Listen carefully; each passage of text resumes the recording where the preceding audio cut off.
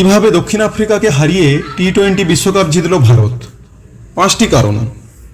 খাদের কিনারায় থাকার পরেও কিভাবে ঘুরে দাঁড়ানো যায় তার প্রমাণ শনিবারের টি-20 বিশ্বকাপ ফাইনাল। জেতার পরিস্থিতি থেকেও ভারতের হাত থেকে প্রায় বেরিয়ে গিয়েছিল ম্যাচ। 2টি ওভার ঘুরিয়ে দিল খেলা। এছাড়াও ভারতের জয়ের নেপথ্যে বিবিধ কারণ রয়েছে। প্রথমত, হার্দিককে বোলিং আক্রমণে আনা। 10ম ওভারে হার্দিক পান্ডিয়াকে দিয়ে একটি ওভারই করিয়েছিলেন রোহিত শর্মা।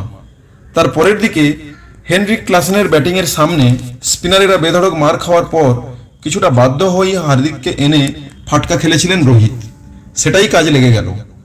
17তম ওভারে হার্দিককে আনাই ম্যাচের অন্যতম সেরা মুহূর্ত হয়ে থাকল। প্রথম বলেই বিপজ্জনক ক্লাসেনকে আউট করেন তিনি।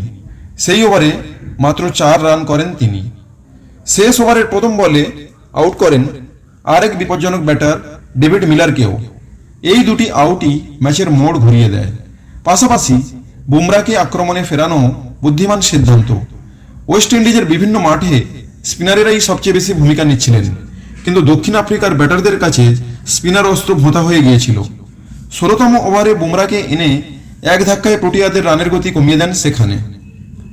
দ্বিতীয়ত, সূর্যকুমার যাদবের ক্যাচ।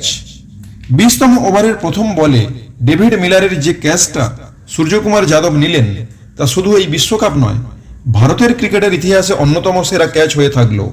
ওই সময় মিলারের শট 6 হয়ে গেলে নিশ্চিতভাবে ভারত হারত।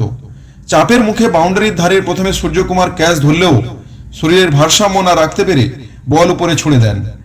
বাউন্ডারি ওপারে চলে গিয়েও দ্রুত এপারে এসে ক্যাচ ধরেন। তৃতীয়ত, কোহলির মূল্যবান 76 রান। ইংল্যান্ডের বিরুদ্ধে সেমিফাইনালে জেতার পর রোহিত বলেছিলেন ফাইনালের জন্য সেরাটা তুলে রেখেছেন কোহলি। ঠিক সেটাই হলো। এদিন রোহিত শুরুতে আউট হন, পরপর ফিরে যান সূর্যকুমার যাদব, ঋষভ পান্ত। কোহলি চালিয়ে শুরু করলেও কিছুটা ধরে খেলেন, তারপরে আবার আগ্রাসী খেলে প্রায় শেষ পর্যন্ত থেকে যান।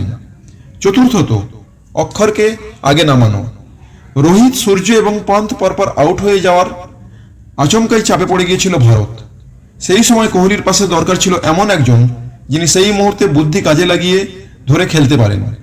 পাকিস্তানের বিরুদ্ধে যে নীতি নিয়েছিল এদিনও সেই পথেই হাঁটল। শিবম দুবে বা হার্দিক পান্ডিয়াকে না নামিয়ে অক্ষরকে নামানো হলো। কোহলির সঙ্গে জুটি বেঁধে দলকে নির্ভরযোগ্য জায়গায় নিয়ে যাওয়া এবং 47 রানের ইনিংসের তুলনা কোনো কিছুরই সঙ্গে সম্ভব নয়। পঞ্চমত, দক্ষিণ আফ্রিকার ছন্দপতন। 15 ওভারের শেষে দক্ষিণ আফ্রিকার 30 বলে 30 রান দরকার ছিল। সেই সময় ক্রিজে ছিলেন হেনরিক ক্লাসেন এবং ডেভিড মিলারের মতো প্রতিষ্ঠিত ব্যাটার। সেখান থেকেও যে প্রোটিয়ারা হেরে যেতে পারে সেটা না দেখলে বিশ্বাস করা কঠিন। কেন এদের চোকার্স বলা হয় এটাই তার প্রমাণ।